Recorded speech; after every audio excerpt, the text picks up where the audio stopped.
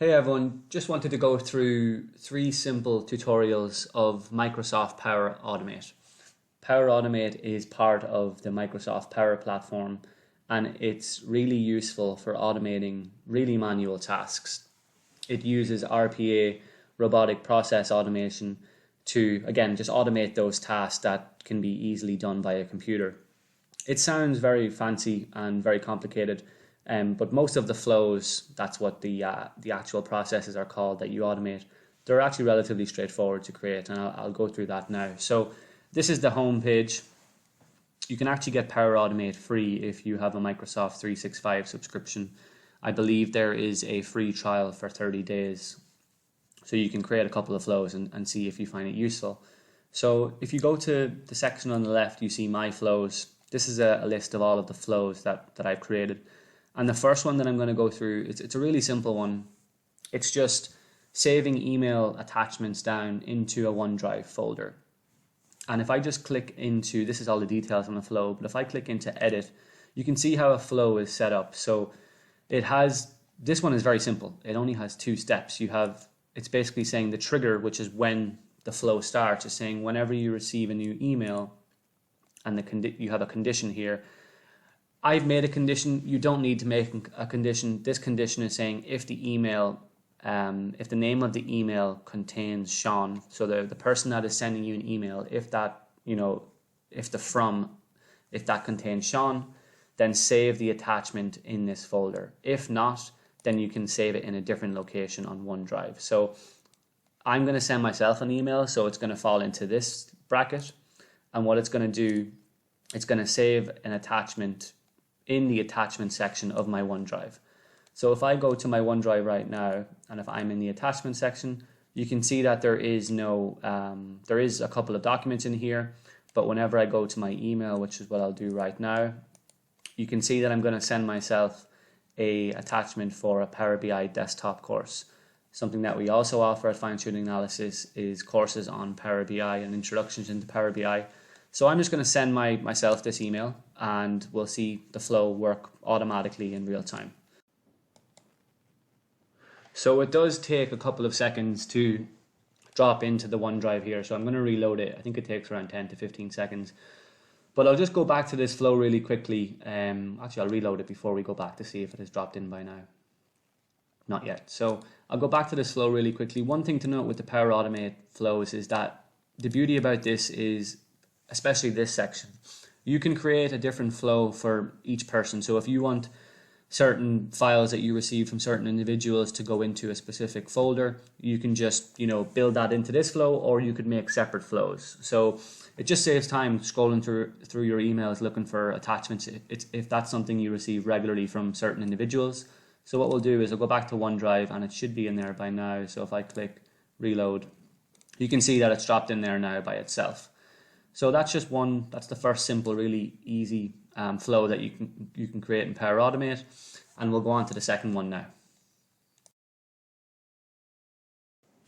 The second flow we're going to look at is one with using Microsoft Forms. Microsoft Forms is extremely useful and helpful when trying to get feedback from customers or clients, or just trying to gather information.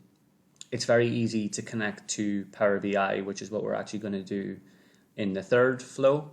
But for this flow, essentially what I want to do is I want to, after somebody completes the form, which we're going to look at in 1 second, unfortunately Microsoft Forms only has an option to send a message within the form thanking them for completing the form.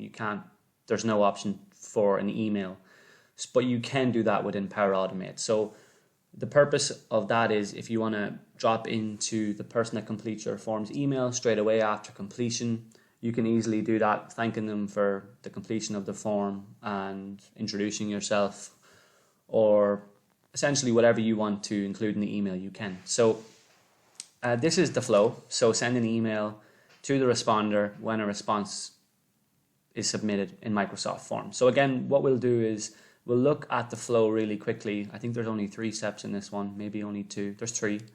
So what you do is when a new response is submitted, you just connect your form in here. Microsoft Power Automate obviously works very well with Microsoft Forms, so it's very easy to find all of your files within these flows. So I have a form saved. I'm doing a credit union survey at the CUMA exhibition in September, so I have the form prepared. So I access that form. I then get the response details whenever someone fills it out, and then I then send an email using the email address of the person that fills it out.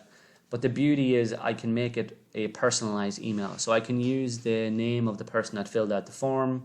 So it will say, hi Sean Buckley. And I can also use the name. In this instance, I am asking for the name of the credit union that the individual works for. So I can also include that in the email as well. So I have my email filled out here. So to see this in action, what I'm going to do is I'm going to go over to my form. So I have a form created here. I'm just going to fill it out as myself.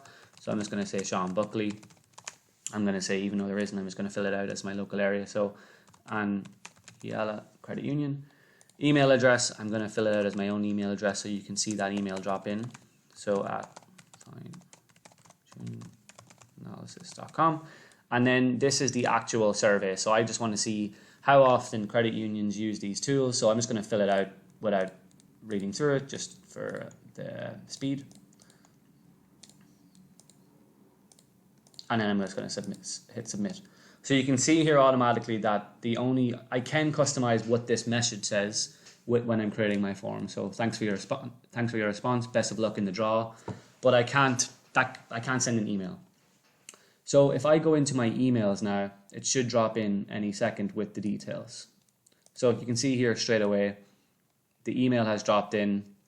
It's saying thanks for your time to fill out the survey. You can see here that it also mentions Aniela. So that's the second flow, extremely useful just to drop into the emails of people that are completing your surveys and to stay in contact with them. Okay, staying on the Microsoft Forms topic, the third flow will essentially be getting the data that is entered whenever someone fills out the form, and then connecting that to Power BI automatically in the back end to be able to analyze the data in real time. So if I just go to Microsoft Forms, and I probably will do a separate tutorial on Microsoft Forms, I do think it's underutilized. This is the form that I created. There is a little bit of details. If you click on the responses, you can see the number of responses. First of all, I believe Microsoft Forms can take up to 5 million responses per form, which is obviously a huge amount. You have the average time to complete. Is it active?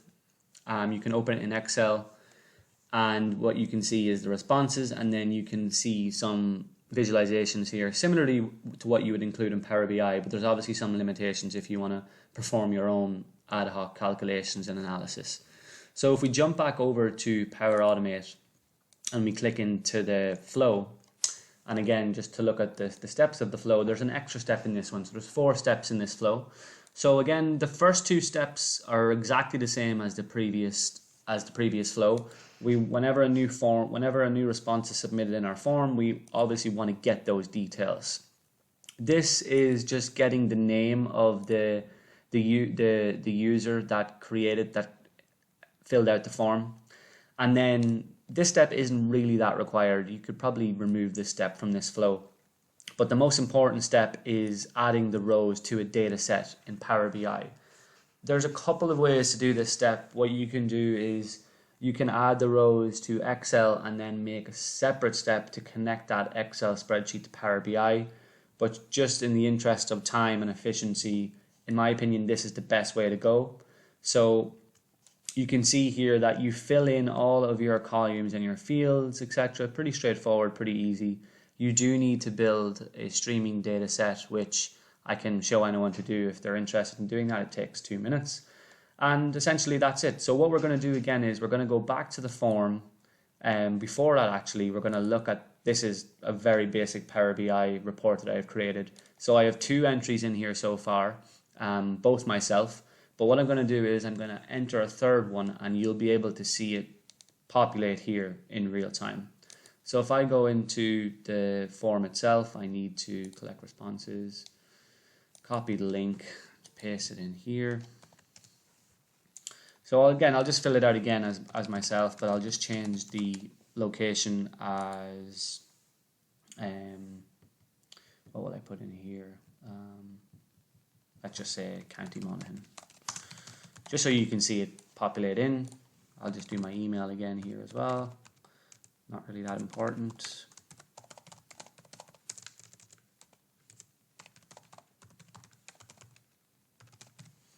And I'll just again fill this out quickly. Not that worried about the actual data in the field, just to see it, how quickly it can come into Power BI. So we filled out the form. So what we should see here is we should see another row, and the credit union should be called County Monaghan. So it doesn't populate until you click refresh. So what I'm going to do is I'm going to click refresh on the report and drag this down, and you can see here now that we do have that field. So in a matter of seconds, you have your data in your Power BI report. If you set your Power BI report up before you send out your forms, you can have analysis straight away of those responses, which is extremely useful and helpful. So that's essentially 3 simple Power Automate flows. I will be doing a separate tutorial on 2 more complex, not that complex, but a little bit more complex than these ones. So stay tuned for those.